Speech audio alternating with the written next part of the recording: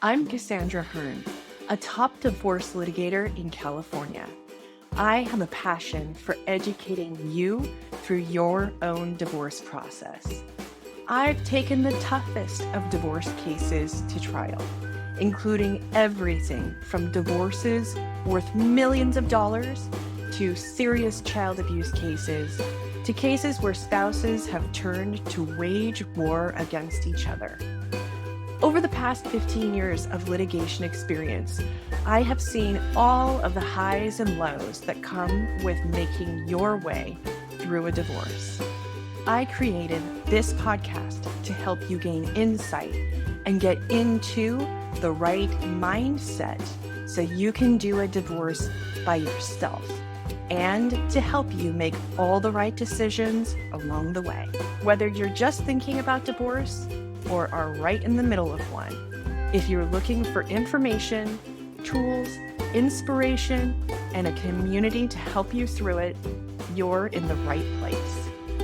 Welcome to the podcast, where I will be sharing with you all of my divorce secrets. As it stands right now, we're about 2 weeks after Thanksgiving and 2 weeks until Christmas. And so we are finding ourselves smack dab in the middle of the holiday season. You may have felt pressure at your Thanksgiving dinner table if what was on your mind wasn't as simple as pass the gravy, but more so, oh my gosh, I'm sitting at this table thinking about a divorce. Maybe that's standard operating procedure for you, or maybe that was the first time you really felt that way. And as you look towards the next 2 weeks, you may be wondering those same thoughts. How am I going to get through a big Christmas dinner or breakfast or meal or gathering, whatever it may be, when everyone around me is celebrating the holiday, and in my mind and in my heart, I'm thinking about a divorce? So how do you know if you're really emotionally ready to pull the trigger on the big D? Well, during the last podcast, we talked about all of the reasons that are good reasons for getting a divorce. And if you haven't listened to that one yet, definitely check it out, because it goes through not just your own personal reasons why you might file for a divorce, but reasons the state of California may suggest is a good idea to get a divorce. But let's get real for a few minutes. How do you manage holiday gatherings and family events when you're in a completely different brain space or emotional space than everyone around you? Full disclaimer, I'm not a therapist, nor do I even pretend to be or want to be. This is a discussion coming from the perspective of a divorce lawyer. So, for example, if you were a client of mine and you came to me and said, I'm not sure if I'm ready for a divorce, how do I emotionally know when I'm ready? I would be telling you from the perspective of a lawyer what to expect, and not from the perspective of someone who's trained to actually manage or deal with your emotions or teach you how to deal with your emotions. That's not the point of what we're saying here. What we're talking about here is when you're sitting at that table, how do you say pass the gravy instead of I'm filing for divorce tomorrow? Let's do a litmus test. Let's imagine that you're sitting at that holiday table and maybe you have children with your spouse and your spouse is at the table too. You're looking into your spouse's eyes and it's not lovingly. It's, I'm so over this. It's, I can't do this again next year. If those are the feelings and emotions you're having during this holiday season, let's do a little test to see how emotionally ready you are. Imagine yourself sitting at that same holiday table, but this time, remove your children from that table and also remove your spouse. Have a look around you. If that table seems completely arbitrary or empty, once those two groups of people are gone, you may have a real challenge in front of you emotionally in getting ready for a divorce. Now, divorce doesn't always mean everyone around you just leaves. It can oftentimes mean that you all end up having weird holidays together, separate apart, but together.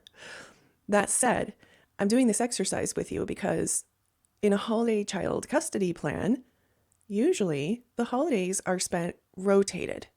So, for example, maybe on even years, you get Thanksgiving with the children, but you don't get Christmas. And on odd years, you don't get Thanksgiving, but you do get Christmas. How would your holiday table feel if you looked around it now knowing that you're only going to get opposite years for your holidays? Another way to look at it is this. Sit at that same holiday table with everyone in tow, but remove your spouse and your children are still with you. But now cut that time for that holiday meal in half. So instead of a lovely 3-4 hour meal or gathering where maybe gifts are opened or maybe a beast is devoured and eaten, this time cut that time in half. How does your holiday feel when you have to scurry, get up in the middle of your family event, and go do a custody exchange with your spouse so that your spouse can enjoy one half of that holiday day as well? If you're not emotionally ready to imagine something like that, you may not be emotionally ready for divorce. How can you get yourself emotionally ready for a divorce? If you're in the situation where even imagining that holiday table and splitting it in half or cutting the time in half is something that you can imagine. So emotionally preparing can include a lot of different tools. There are countless podcasts out there from qualified therapists, emotional guides who can help get you ready. There are books, a myriad of individual professionals who can assist you in the therapeutic process.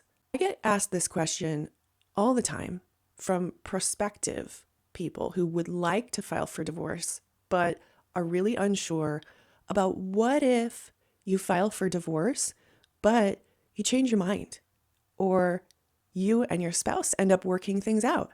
Well, the great state of California has a beautiful philosophy on that issue.